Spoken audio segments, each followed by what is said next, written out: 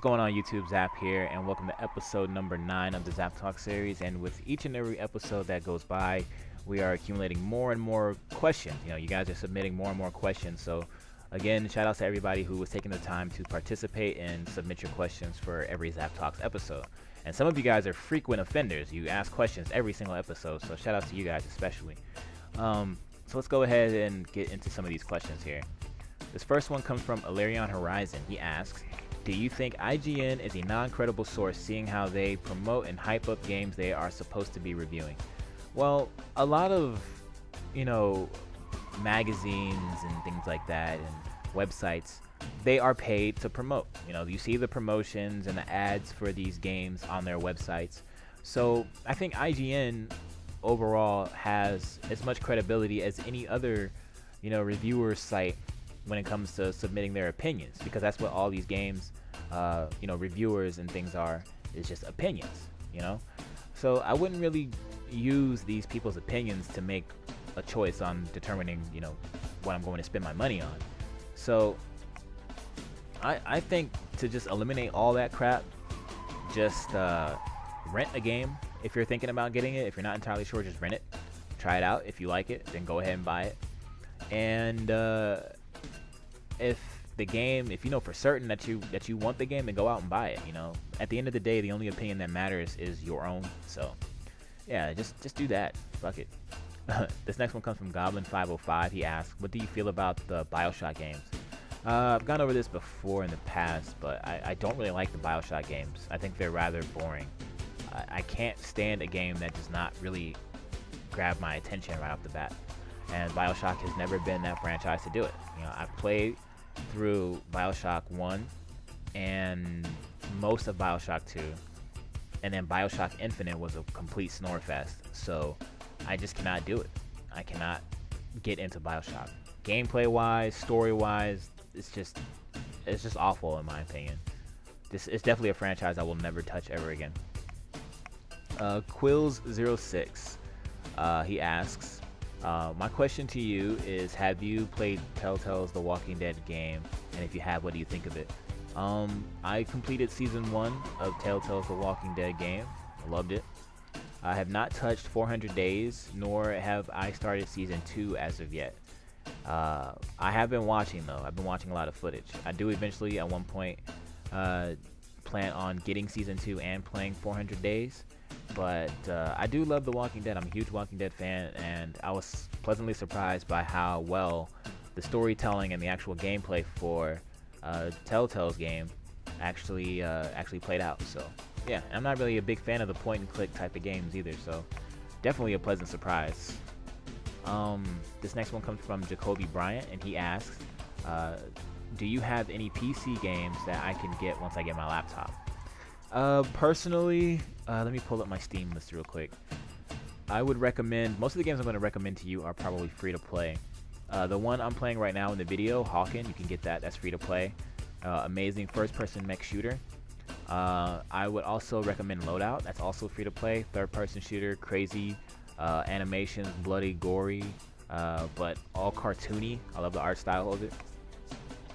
Marvel Heroes, top-down, point-and-click. That game is also free to play and extremely fun. PlanetSide 2, squad-based, huge-scale multiplayer game. Like, I'm talking several thousand people in a single server just going ham. I would recommend that. Let me see, what else? Insurgency, tactical squad-based combat. I love that. And that's pretty much it right now, just to get you started on some games. I would go with those, definitely. This next one comes from Joseph Gabache. I'm not sure if I said that name right. He asks, how do you feel about fighting games with a third-person adventure campaign like Mortal Kombat, Shaolin Monks, and Armageddon? Well, I didn't really play Armageddon, so I'm not going to elaborate on Armageddon. However, I thought Shaolin Monks was terrible, and I thought it was a really bad excuse of a beat-em-up. Shaolin Monks is not a fighting game, it's a beat-em-up game, so no, I didn't really like that too much. But if a fighting game is able to incorporate some sort of actual campaign in it where you maneuver your character around different stages and complete objectives and things like that, then by all means go for it. But for now, I'm perfectly content with the way MK9 storytelling was and how they incorporated the actual fighting game mechanics with the storylines and the storytelling, as well as what they did with Injustice. And NetherRealm was really good with that. So yeah, if you can do that, then go for it. This one comes from Crispin Noir. I don't know if I said that last name right, but he asked, are you a fan of the Jet Set Radio series? I'm a huge fan of Jet Set Radio Future, but I'm not really a fan of Jet Grind Radio. Mainly because the camera made it terrible, and the gameplay couldn't make up for it. So yeah, Jet Set Radio Future, yes. Jet Grind Radio, not so much. This one comes from Kyle Blazer. He asks, were you ever a Breaking Bad fan? Also, shout out to you, Zappa, for all the hilarious and entertaining videos, man. Props. Was I ever a Breaking Bad fan? No, because I'll be perfectly honest with you. I didn't even know of Breaking Bad's existence until the damn series was almost over. I had no intention of watching the show. Didn't even know the show existed. Like, to me, still, Breaking Bad doesn't really exist until someone brings it up to me. It's like, oh, it's that one show that everybody was talking about. And all of a sudden, people that didn't watch it were posting about it on Twitter.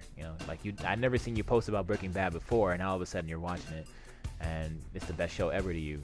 A lot of people jumped on that hype train. I just never did. So, this one comes from ThrashinDio93. He asks, if you could play one genre of games for the rest of your life, which genre would you choose? That would suck.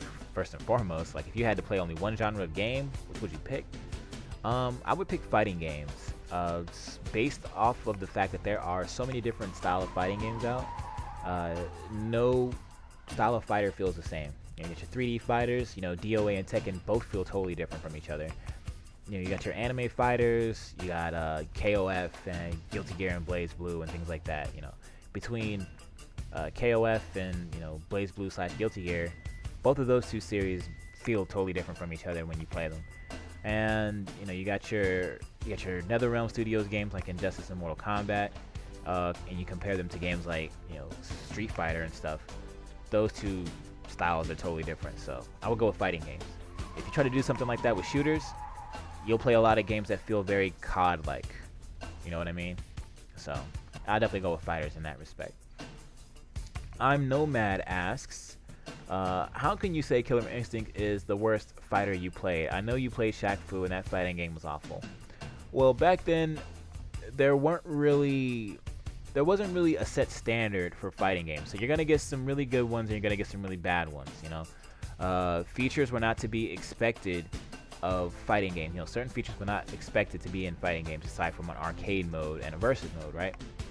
So fast forward to 2013/2014, where arcade mode is supposed to be in these games, a lobby system is supposed to be in these games, and everyone has their set expectations. That's been the standard in fighting games for several years now, and you wonder why games like Killer Instinct do not incorporate these things right off the bat.